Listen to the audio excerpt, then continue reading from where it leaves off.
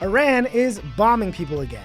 We have a little bit more analysis from Tuesday night's California elections because the third world state of California is still counting votes. And Secretary of State Marco Rubio eats more members of Congress alive in another fiery congressional hearing. All of that and so much more today on 10-Minute Drill. Everybody get up, get up. The story of America is the story of an adventure. I can hear you. The rest of the world hears you. We are a nation under God, and I believe God intended for us to be free.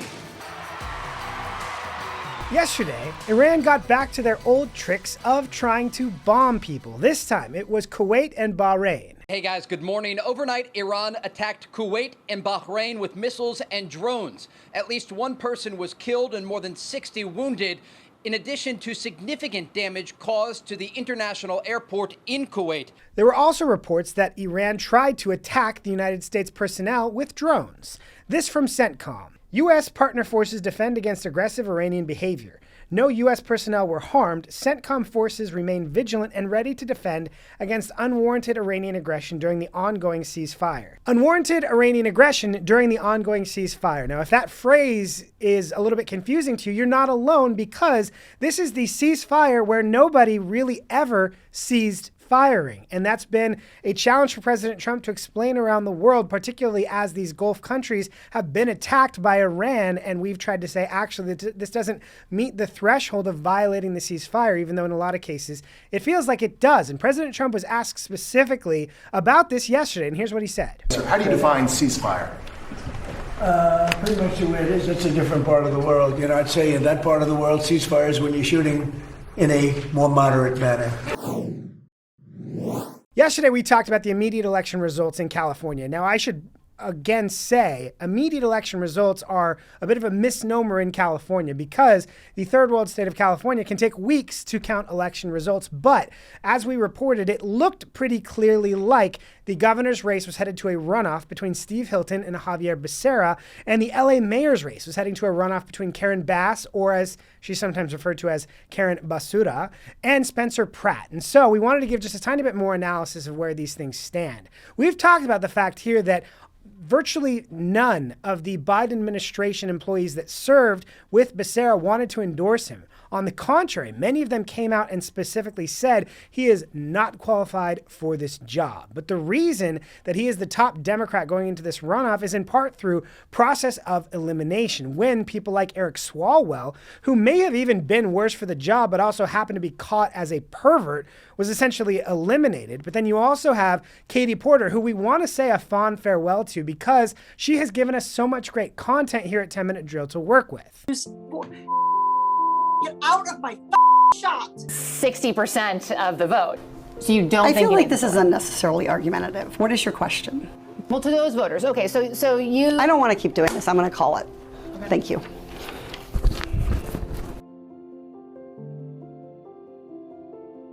In the LA mayor's race, we are now at a sort of one-on-one between Spencer Pratt and Karen Bass. Spencer Pratt has a number of tough questions to answer. He would have liked to actually see his numbers be a little bit higher on this first election night to be able to sort of show he can compete in this final race with Karen Bass, who has a much larger infrastructure and the fact that she has a D by her name as a Democrat. So from this point forward, we're going to see if Spencer Pratt can actually have the kind of serious campaign to show that he's more than sort of the internet sensation that's gotten him this far. There's clearly energy behind him. There's clearly a palpable feeling from people that they deserve better than the absolute failures of Karen Bass.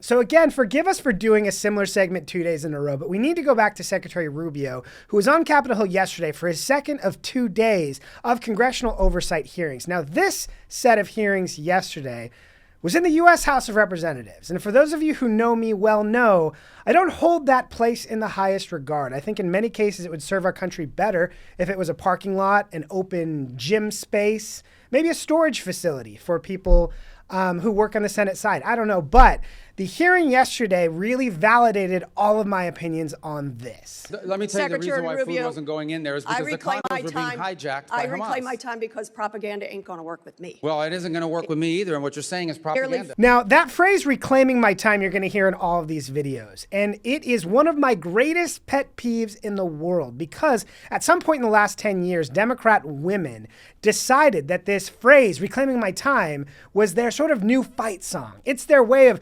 reclaiming power against the speakers. But really what it means is, I don't actually want you to answer any of my questions. I'm here to give speeches, not to actually inform the public with someone like Secretary Rubio, who's the Secretary of State, who's testifying to Congress at a time of war, and yet Democrats would rather hear themselves talk than listen to his answers. I'm going to have to reclaim my time again because the what kind of process is this? They get to ask questions and you don't get to answer? It's my time. The question about corruption corruption is really time? important. So why am I here if I don't get to answer your questions or your defamatory statements? I'm reclaiming my time, Mr. I want Chair. you to, but I want to reclaim. Well, do I get time? This was a constant theme, is these Democrats saying insane things to Rubio. He tries to respond and they say, reclaiming my time, in the most shrill and annoying way possible. And they're not even making good points. That was Rep. Kamlager-Dove, who I'd never heard of before in my life, and I probably will never hear of again. But at the end of her questions, she left the room before Rubio even had the time allotted to him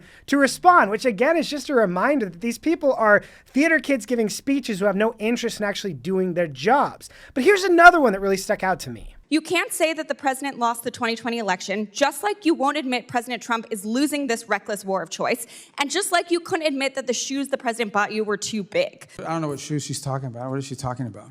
Now, a little background on this Representative Sara Jacobs that I learned from Wikipedia right before this, because I do not pretend to understand who very many of these people in the House of Representatives are. This is a Nepo baby congresswoman whose father bought her seat in California. So you can't expect her to be a very serious person, which is why she used very important time in the House Foreign Affairs Committee with the Secretary of State talking about the 2020 election and his shoes. Again, deeply unserious people, but the final boss of House of Representatives unserious people is Ted Lieu. Have you been at classified meetings where Donald Trump has fallen asleep or had trouble staying awake? I've never been at any meeting where, and the things you're showing me now, he was not falling asleep.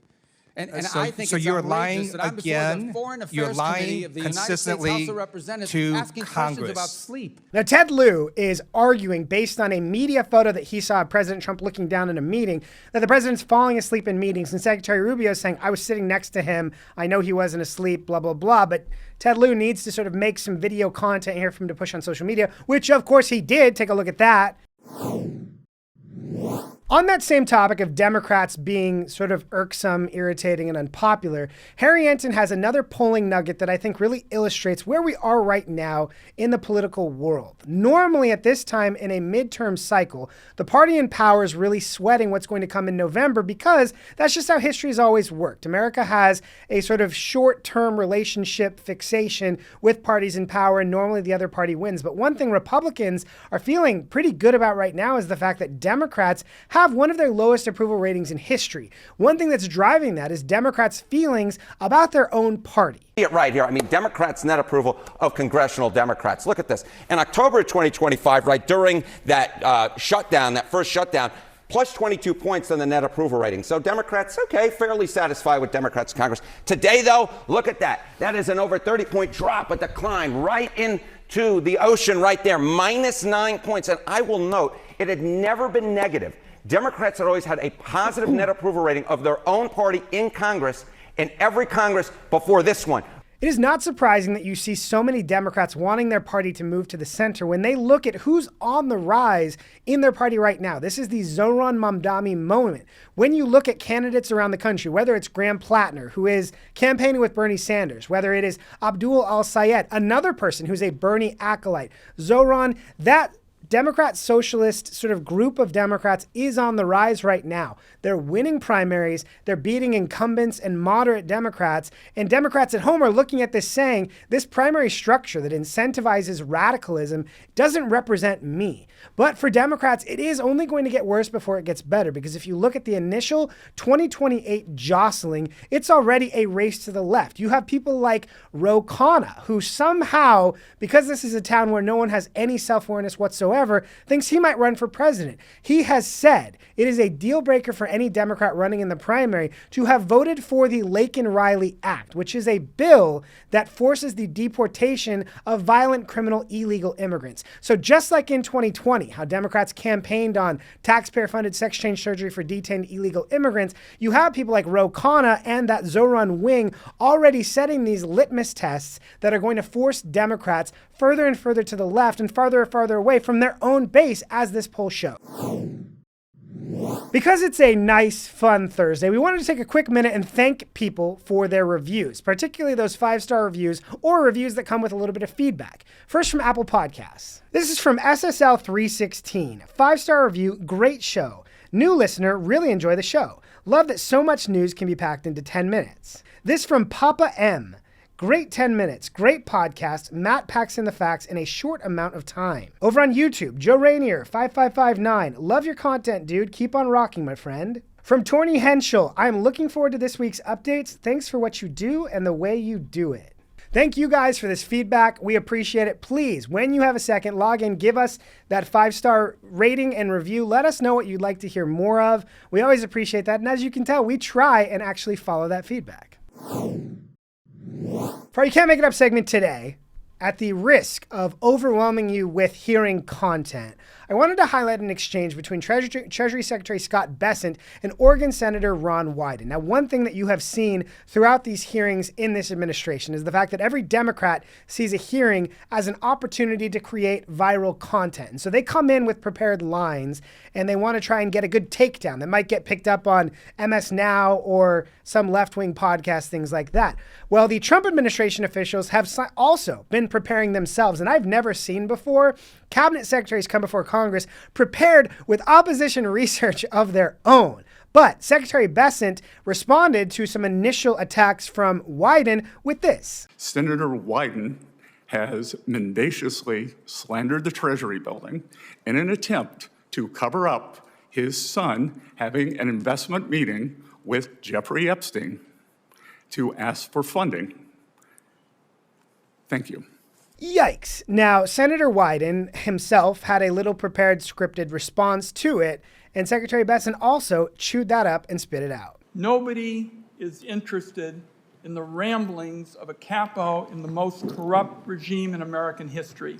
We want to get some facts about this deal. That's what we're here for. Thank you. Well, thank you, and I will ask my questions first today. And we would like to hear what Adam Wyden and Jeffrey Epstein talked about.